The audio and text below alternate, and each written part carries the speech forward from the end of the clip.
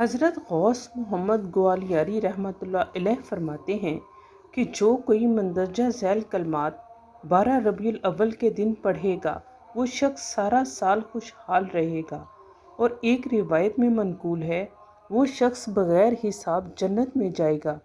اس وظیفہ کی بہت سی برکات ہیں کیونکہ اس وظیفہ کو 12 ربیع الاول والے دن خاص پڑھا جاتا ہے، اور 12 ربیع الاول کا دن ہمارے لیے خاص اہمیت رکھتا ہے۔ اس دن ہمارے پیارے نبی صلی اللہ علیہ وآلہ وسلم اس دنیا میں تشریف لائے اور لوگوں کو اللہ پاک کے دین کی تعلیم دی اور دین اسلام پر پیروی کا سچا راستہ دکھایا۔ وظیفہ کچھ اس طرح سے کرنا ہے: اول اور آخر 11 مرتبہ درود شریف پڑھنا ہے، اور پھر 11 مرتبہ یہ کلمات پڑھیں: بسم اللہ الرحمن الرحیم، یا اللہ، یا رحمان، یا غفور، یا رحیم، یا حنان، یا منان، یا دیان، یا سبحان۔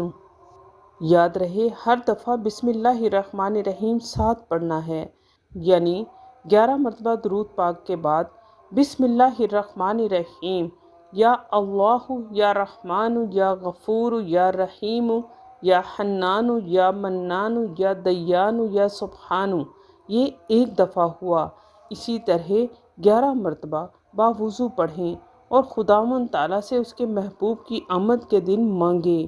یاد رہے اس دن کی نسبت اور رسول مقبول صلی اللہ علیہ وآلہ وسلم کے واسطہ سے صدق دل سے کی گئی ہر دعا بارگاہ الہی میں قبول ہوتی ہے۔